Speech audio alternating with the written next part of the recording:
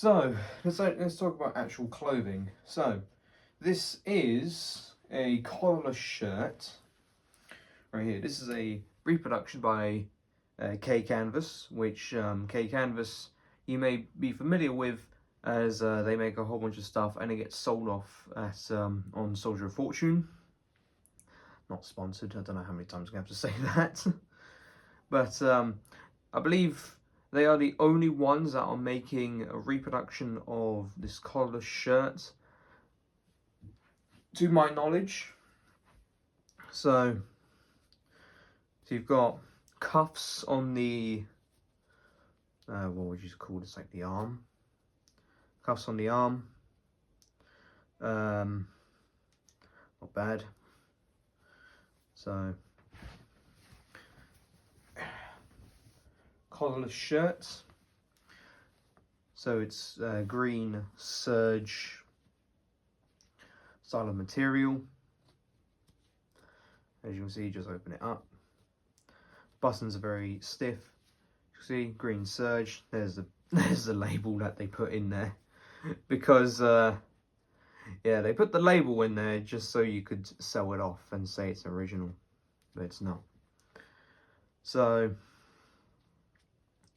the British Army have used the shirt straight from, well, 1939 to the very end of the war. Or by the time we get to around about 1945, they do go to a collared version of this at the end of the war.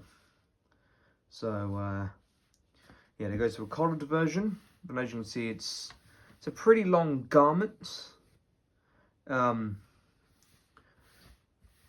And basically you would wear this underneath the blouse. But overall, a very good piece of kit. I believe Soldier of Fortune are the only people that are making reproductions of this, like mentioned. Very nice. It's all wool, and let me tell you this: when you start to wear it, oh god, you feel very itchy. Let me tell you, it's very itchy when you start to wear wool everything. But the more and more you wear it, the more you get used to that itch. So yeah, I don't have much to say about the collarless shirt. It's a shirt that has no collar. Not much I really can say. So we'll move on to the next piece of kit. The next piece of clothing that we shall talk about are the trousers. Now these are not your standard ordinary trousers. These are Battledress trousers, parachutist. So these are parachutist trousers. That you can tell that because if you look on the back here, we have two first field dressing pockets on here. So you would simply just open that up, put field dressing in, button it on up. We've also got the braces as well. These are cotton elasticated ones. So it's better than having pure cotton. As you can see, we got another first field dressing pocket here, just like so. I thought there was something there, but never mind. I still have to pack it out with first field dressings. You got a large mat pocket here, with some sort of like leather or rubber lining. I don't know what exactly it is, but you certainly have something strange in there. So large mat pocket that is rubberized, so you don't get your map wet. And you have another pocket down the seam here for this is for the Fairbairn Sykes fighting knife. So yeah, you would put that in there. I don't think I'm going to carry one in that pocket, and plus it's a little bit too small. But as you can see, here's the braces. You do not want to get you don't want to get the cotton ones. Reason being I'm just folding these up. The reason why you don't want to get the cotton ones, because let's say you're bending down somewhere and you're going to pick up an item or something. Let's say if you was in uniform at an event, you saw something and you have the cotton ones, they will not give. So either A, the button will ping off, or B, the level will just break. So it's one of those options that you have there. So yeah, you have one of those options, but yeah, I've got the cotton elasticated ones. Even though it may not be historically accurate, it will do. No one's going to notice. But other than that, I have nothing else to say about Battledress Trousers Parachutist. I do need to add that I do need to get a pair of trousers to match with the blouse, because these are going to be used for when I'm at events, the parachutist, and the other trousers are going to be used for when I'm on parade, because you wear these on parade, it's a bit scruffy because you got, you know, a large map pocket right there. So yeah, other than that, not much to say. It's trousers. So let's move on to the next piece of clothing. The final piece of clothing is the Battledress, or the blouse, or the tunic, whatever you like to call it. So this is, you might be able to recognise it from the unpleated pockets. We have a austerity pattern Battledress, or 40 pattern. So I've got to move the arms out of the way. You can see the pockets are not pleated. You can mainly see that on the tunic pocket. They're not pleated. So there's that. Cuffs, once again, you know, it's just standards. And one of the things that, here's what you need to have in your pockets. This one here, you need to have your AB64 paybook and etc.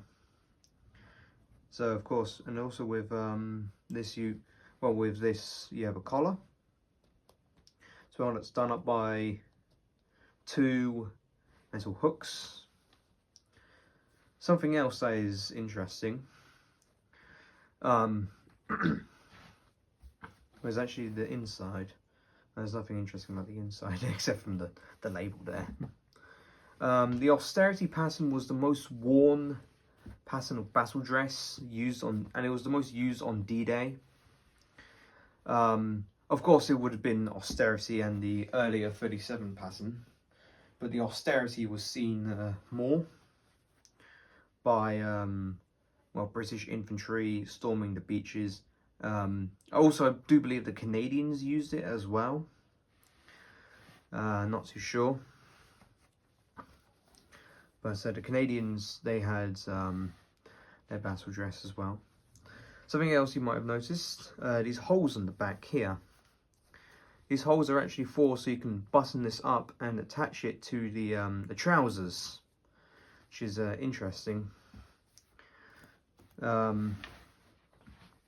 other than that, it's just a simple jacket. No patches on it, so I'm supposed to have a parachute regiment and so on and so forth.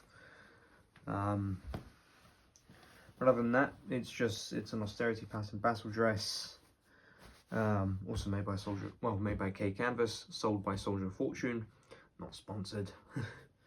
But other than that, it's a good little Battledress, and I like it. So that is it for the clothing. Yeah, let's go and wonder what else I've got to talk about. I suppose we better chat about the maroon beret. So this is a reproduction maroon beret made by Epic Militaria. This is something I haven't shown on the channel before. I moulded it not a long while ago. In case if you do not know how to mould it, you soak this in some water.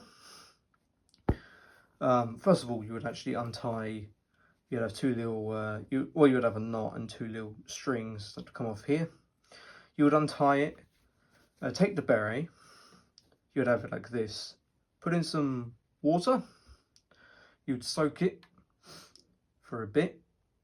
Once the crown has shrunken, this is the crown here, once that has shrunken, and let it dry for a little bit. Once it's still a little bit wet, put it on your head, tighten it to your adjustment, whatever that may be, and from there it will look great. Of course, while it's also on your head and once you've tightened it, you may want to go and slope it down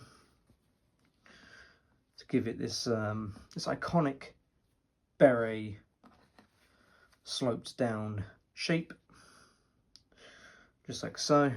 And then once that's done, you'll then fit the cap badge, which the cap badge, you can get two different types of cap badge. The cap badge either like this, or with the two lugs like this. So you could have a cap badge like this, or like this. It really does not matter which one it is, either like this style or the lugs. As long as you can clip it onto your beret, it should be good. And this should be above the left eye, which I shall insert some pictures. But that should be above your left eye. And this at the back. So, and then once that's done, it should look great. But once again, it's all up to personal preference, what lug you want to use. So you could use this one, or you could use the two lugs. Of course, I'm portraying in my group the just parachute regiment. It's just something basic. I was going to portray other regiments, but parachute regiment just stuck out to me the most. And we'll move on from there. So I've chatted enough about the beret. Let's go ahead and let's move on to the next item.